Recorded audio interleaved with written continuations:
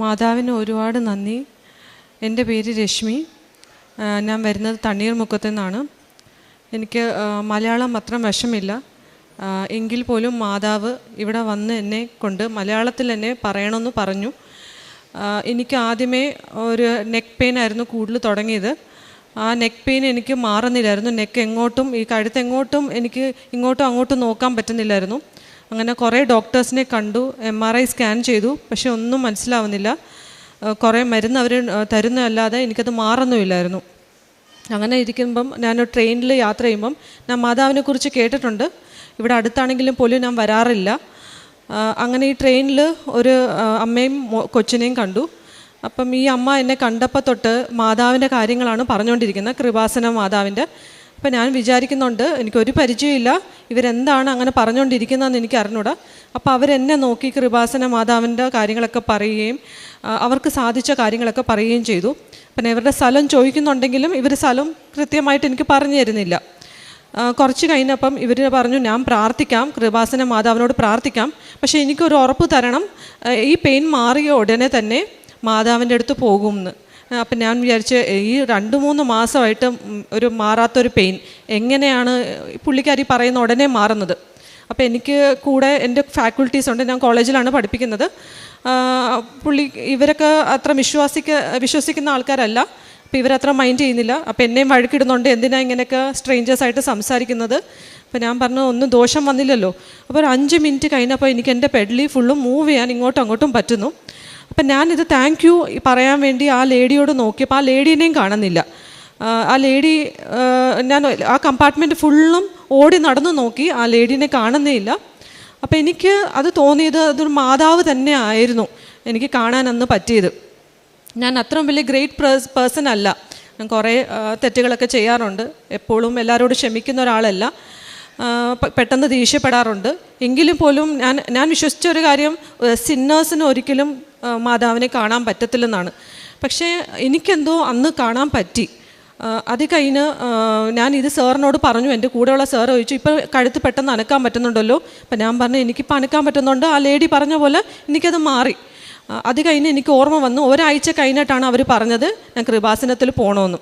അപ്പോൾ എനിക്ക് ആ ഒരാഴ്ച കഴിഞ്ഞപ്പം പിന്നെയും എനിക്ക് വരാൻ പറ്റിയില്ല, കൃപാസനം വരാൻ പറ്റിയില്ല. ഉടനെ ആ നെക്ക് പെയിൻ തിരിച്ചു വന്നു. കാരണം അവർ പറഞ്ഞ ആ ദിവസം എനിക്ക് ഇങ്ങോട്ട് വരാൻ പറ്റിയില്ല. അതിൻ്റെ അടുത്ത ദിവസം തന്നെ ഞാൻ എൻ്റെ ഹസ്ബൻഡിനോട് പറഞ്ഞു, എനിക്ക് പോകണം, കൃപാസനം പോകണം. ഇങ്ങോട്ട് ഓടി വന്ന ഉടനെ തന്നെ എൻ്റെ ആ പെയിൻ അങ്ങ് പോയി. പിന്നെ ഇതുവരെ ഒരു 2 വർഷമായിട്ട് എനിക്ക് ആ പെയിൻ വന്നിട്ടേ ഇല്ല. അത് മാതാവിൻ്റെ ഒരു അനുഗ്രഹമാണ്. പിന്നെ അടുത്ത എനിക്ക് കാര്യം സാധിച്ച ഒരു കാര്യം എന്ന് പറഞ്ഞാൽ, ഇവിടെ വന്ന് എനിക്ക് ഉടമ്പടി എടുക്കാൻ ഭയങ്കര പാടായിരുന്നു. എന്ന് പറഞ്ഞാൽ എനിക്ക് മലയാളം ഒന്നും മനസ്സിലാവുന്നില്ല, പറയുന്നത് എനിക്ക് ക്ലിയർ ആവുന്നില്ലായിരുന്നു. പക്ഷേ എല്ലാ കാര്യവും കൗൺസിലിങ്ങിൽ കൂടെ എനിക്ക് പറഞ്ഞു തന്നു. അപ്പം മാക്സിമം എല്ലാ കാര്യങ്ങളും ഞാൻ ചെയ്തു. ആദ്യം പത്രമൊക്കെ കൊടുക്കാൻ ഇച്ചിരി ബുദ്ധിമുട്ടായിരുന്നു. കൊടുക്കുന്ന ആൾക്കാർ എന്നോട് ചോദിക്കുന്ന, ടീച്ചറല്ലേ, ടീച്ചർമാരിങ്ങനെയൊക്കെ ചെയ്യാവോ എന്ന് ചോദിക്കുന്നുണ്ടായിരുന്നു. അപ്പോൾ എനിക്ക് ഭയങ്കര വിഷമമായിരുന്നു. ഹസ്ബൻഡിനോട് പറയുമായിരുന്നു, ഇങ്ങനെയൊക്കെ പറയുന്നുണ്ട്. ഈ വിഷമത്തിൽ ഞാൻ എപ്പോഴും യാത്ര ചെയ്യുന്ന ആളാണ്. ഞാൻ ബസ്സിലിരുന്ന് മാതാവിന് ഞാൻ എങ്ങനെ ഇത് കൊടുക്കും, പത്രം എങ്ങനെ കൊടുക്കും എന്ന് ചോദിച്ചപ്പം എൻ്റെ അടുത്തൊരു ഓൾഡ് ലേഡി വന്നിരുന്നു. അപ്പോൾ ആ ലേഡി വന്ന് എനിക്കൊരു പത്രം തന്നു. അപ്പോൾ ഞാൻ പറഞ്ഞു, ഞാനും കൃപാസനത്തിൽ പോകുന്നതാണ്, എനിക്കും പത്രമുണ്ട്. അപ്പോൾ പുള്ളിക്കാരി ഒരു 70 ഏജ് ഉണ്ട് ഈ പുള്ളിക്കാരിക്ക്. അപ്പോൾ പുള്ളിക്കാരി പറഞ്ഞു, പുള്ളിക്കാരി 8 ഡിസ്ട്രിക്റ്റിൽ കൊടുക്കാമെന്ന് ഉറപ്പ് പറഞ്ഞിരിക്കുക മാതാവിനോട്. അപ്പം ഞാൻ ചോദിച്ചു, ഇത്ര ഏജ്ഡ് അല്ലേ, എങ്ങനെ നിങ്ങൾ കൊടുക്കുന്നു? ഞാൻ ട്രാൻസ്പോർട്ട് സ്റ്റാൻഡും കവർ ചെയ്യും, അവിടെയുള്ള ആൾക്കാർക്ക് കൊടുക്കും. ഇമാജിൻ, ഒരു 70 അബവ് ഉള്ള ലേഡിയാണ്, ഏജ് ഉള്ള ലേഡിയാണ്. അപ്പം ഞാൻ വിചാരിച്ചു, അവർക്ക് പറ്റുമെങ്കിൽ പിന്നെ എന്തുകൊണ്ട് എനിക്കില്ല? ഇതുപോലെ തന്നെ കുറച്ച് 5 മിനിറ്റ് കഴിഞ്ഞപ്പോൾ ആ ലേഡീനെയും കാണുന്നില്ല. ഓക്കെ, അപ്പോൾ എനിക്ക് ഒരു മോട്ടിവേഷൻ വന്ന്, എന്തുകൊണ്ട് ഞാനും ഈ പത്രം കൊടുത്തുകൂടാ? അങ്ങനെ കുറേ സ്ഥലത്ത് കൊടുക്കും, കുറേ സ്ഥലത്ത് റിജക്ഷൻ കിട്ടും, എങ്കിലും ഞാനത് തുടർന്ന് കൊടുക്കാനായിട്ട് നോക്കും. ഇതിൻ്റെ ഇടയിൽ ഞാൻ ഈ ഉടമ്പടി മെയിനായിട്ട് എടുത്തത്, എനിക്ക് PhD 2 വർഷമായിട്ട് രജിസ്റ്റർ ചെയ്യാൻ പറ്റുന്നില്ല. കുറേ തടസ്സങ്ങൾ വന്നുകൊണ്ടിരിക്കുകയായിരുന്നു. പോകുന്നിടത്ത് ഒന്നെങ്കിൽ പൈസ ചോദിക്കും, ചിലപ്പം ഗൈഡ് പ്രശ്നം ഉണ്ടാക്കും. അങ്ങനെ എനിക്ക് പറ്റുന്നില്ലായിരുന്നു ഒരു PhD അഡ്മിഷൻ എടുക്കാൻ. അങ്ങനെ ഞാൻ മാതാവിനോട് ചോദിച്ചു, എന്ത് ചെയ്യണം? ഞാൻ അവസാനം ഇത് ലാസ്റ്റ് ചാൻസാണ്, ഇനി ഞാൻ ഇതിന് അപ്ലൈ ചെയ്യത്തില്ല എന്ന് പറഞ്ഞിരുന്നതാണ്. അപ്പം കോയമ്പത്തൂരിൽ എനിക്ക് നല്ലൊരു കോളേജിൽ PhD അഡ്മിഷനായി. അവിടെ എൻട്രൻസ് എഴുതാൻ പറഞ്ഞു മാതാവ്. എൻട്രൻസ് എഴുതി. പേപ്പർ ഭയങ്കര ടഫായിരുന്നു. ഞാൻ ക്വാളിഫൈ ആകുമെന്ന് വിചാരിച്ചില്ല. എന്നെയും കാട്ടി കൂടുതൽ മാർക്കുള്ളവർ റിജക്റ്റായി. എനിക്ക് ആക്സെപ്റ്റൻസ് കിട്ടി. ഒരു നല്ലൊരു NIRF റാങ്കിങ്, ഓൾ ഇന്ത്യയിലുള്ള റാങ്കിങ് ഉള്ള ഒരു കോളേജിലാണ് കിട്ടിയത്. അത് ഉടമ്പടി എടുത്ത് 90 ഡേയ്സ്ക്ക് മുമ്പേ എനിക്ക് കിട്ടി ആ ഒരു അഡ്മിഷൻ. അതിപ്പോഴും ഞാൻ വിശ്വസിക്കുന്ന മാതാവിൻ്റെ ഒരു അനുഗ്രഹമാണ്. കാരണം എല്ലാവരും ചോദിക്കും അതെങ്ങനെ കിട്ടി. അത് എൻ്റെ കഴിവ് കൊണ്ടല്ല. It's not because of my merit, it's just because of the mother's grace. മാതാവിൻ്റെ ഒരു ഗ്രേസ് കാരണമാണ് എനിക്കത് കിട്ടിയത്. മാതാവിന് 1000 നന്ദി. എല്ലാ കാര്യങ്ങളും നമുക്ക് സാധിച്ചു തന്നതിന് നന്ദി. എഫെസ്യർക്ക് എഴുതിയ ലേഖനം 2-ാം അധ്യായം 8-ാം തിരുവചനം. വിശ്വാസം വഴി കൃപയാലാണ് നിങ്ങൾ രക്ഷിക്കപ്പെട്ടത്, അത് നിങ്ങൾ നേടിയെടുത്തതല്ല, ദൈവത്തിൻ്റെ ദാനമാണ്. രശ്മി അലക്സ് എന്ന ഈ മകൾ പരിശുദ്ധ അമ്മ മാതാവിൻ്റെ തിരുസവിധത്തിൽ ജീവിതത്തിൽ ലഭിച്ച വലിയ നന്മകളെ സന്തോഷത്തോടു കൂടി സാക്ഷ്യപ്പെടുത്തുകയാണ്. മകൾ പറയുന്ന സാക്ഷ്യത്തിൽ 1-2 കാര്യങ്ങൾ വളരെ ശ്രദ്ധിക്കേണ്ടതാണ്. ആദ്യത്തേത് പരിശുദ്ധമ്മയുടെ സാന്നിധ്യം, പ്രസൻസാണ്. കുറേയധികം നാളായുള്ള മകളുടെ ഒരു രോഗാവസ്ഥ, പല മരുന്ന് കഴിച്ചിട്ടും അത് മാറാത്ത ഒരു സാഹചര്യം, അത് അവിചാരിതമായി കണ്ടുമുട്ടുന്ന ഒരു വ്യക്തി, അത് നൽകുന്ന സംരക്ഷണത്തിലൂടെ പൂർണ്ണമായിട്ട് രോഗം മാറുകയും പിന്നീടൊരിക്കലും ആ വ്യക്തിയെ നോക്കിയിട്ട് കാണാൻ പറ്റുന്നില്ല എന്ന് മകൾ സാക്ഷ്യപ്പെടുത്തുന്നുണ്ട്. അമ്മ മാതാവിലേക്ക് നമ്മുടെ ജീവിതം ചേർത്ത് പിടിക്കുമ്പോൾ, ഉടമ്പടി എടുത്ത് പ്രാർത്ഥന തുടങ്ങുമ്പോൾ അമ്മ മാതാവ് നമുക്ക് നൽകുന്ന ഒരു അനുഗ്രഹമാണ് പ്രസൻസ് അഥവാ സാന്നിധ്യം എന്നത്. അമ്മയുടെ സാന്നിധ്യം പല വിധത്തിൽ ജീവിതത്തിന് നൽകിക്കൊണ്ട് ഞാൻ കൂടെയുണ്ട്, ഭയപ്പെടേണ്ട എന്ന് നമ്മളെ ശക്തിപ്പെടുത്തിക്കൊണ്ടിരിക്കും. മകൾ പറഞ്ഞ 2-ാമത്തെ സാക്ഷ്യത്തിൽ മകളുടെ PhD പ്രവേശനത്തിൻ്റെ വിഷയങ്ങളാണ്. പലതവണ അത് പരിശ്രമിച്ച് പരാജയപ്പെട്ടു.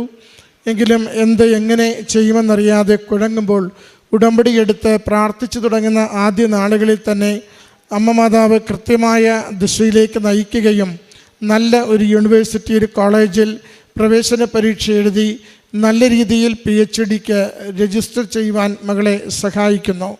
അമ്മ മാതാവിൻ്റെ ഉടമ്പടി എടുത്ത് പ്രാർത്ഥിക്കുന്നവർക്ക് എപ്പോഴും വ്യക്തമായ കമ്മ്യൂണിക്കേഷൻ അമ്മ നൽകിക്കൊണ്ടിരിക്കും. പോകേണ്ട വഴി എന്ത്, ചെയ്യേണ്ട പ്രവൃത്തി എന്ത്, ജീവിക്കേണ്ട രീതി എങ്ങനെ, ഇതൊക്കെ അമ്മയിൽ നിന്ന് നമുക്ക് കൃത്യമായി ലഭിച്ചുകൊണ്ടിരിക്കുന്ന സന്ദേശമാണ്. ഉടമ്പടി പ്രാർത്ഥനയുടെ പ്രത്യേകത, സമയം അല്പം പോലും കളയുവാൻ, വേസ്റ്റാക്കുവാൻ അമ്മ സമ്മതിക്കില്ല. അമ്മയിൽ ആശ്രയിക്കുന്നുവെങ്കിൽ എത്ര വലിയ വിഷയത്തിൻ്റെയും സമയം അമ്മ ചുരുക്കിത്തരും. രണ്ടാമത്തത്, എത്ര വലിയ ഭാരമായിട്ടാണ് ജീവിക്കുന്നതെങ്കിലും ആ ഭാരമൊക്കെ അമ്മ ലഘൂകരിച്ചു തരും. നമ്മൾ കുഴങ്ങി നിൽക്കുന്ന അവസരങ്ങളിൽ നമുക്ക് കൃത്യമായ നിർദ്ദേശം നൽകി അമ്മയുടെ കമ്മ്യൂണിക്കേഷൻ, ഒരു സംവേദനം നമ്മുടെ ജീവിതത്തെ മുന്നോട്ട് നയിക്കുവാനായിട്ട് എപ്പോഴും സഹായിക്കും. അതോടൊപ്പം നമ്മൾ അമ്മയെ ആഗ്രഹിച്ച് തീഷ്ണമായി പ്രാർത്ഥിക്കുന്ന നിമിഷങ്ങളിൽ ഒരു സുഗന്ധാഭിഷേകമായോ ഒരു കാറ്റിൻ്റെ സ്പർശനമായോ ചില വ്യക്തികൾ അയച്ചുകൊണ്ട് ജീവിതത്തിന് നിർണായകമായ ഇടപെടലുകൾ നൽകുന്ന അവസരങ്ങളായോ നമുക്ക് അനുഭവിക്കുവാൻ സാധിക്കും. ഇത് ഉടമ്പടി ജീവിത പ്രാർത്ഥനയുടെ പ്രത്യേകതയാണ്. മകൾക്ക് ലഭിച്ച ഈ അനുഗ്രഹങ്ങൾ ഓരോന്നും ഉടമ്പടി ജീവിതത്തിലേക്ക് കൂടുതൽ ആഴപ്പെടുവാനും വിശ്വാസം വളർത്തുവാനും സഹായിക്കുന്നതാണ്. നമ്മുടെ ഉടമ്പടി ജീവിതത്തെ അമ്മ മാതാവിൻ്റെ സംരക്ഷണയാൽ കൂടുതൽ സന്തോഷത്തോടെ ജീവിക്കുവാനും വിശ്വസ്തയോടെ നിർവഹിക്കുവാനും സഹായിക്കണമേ എന്ന് പ്രാർത്ഥിക്കാം.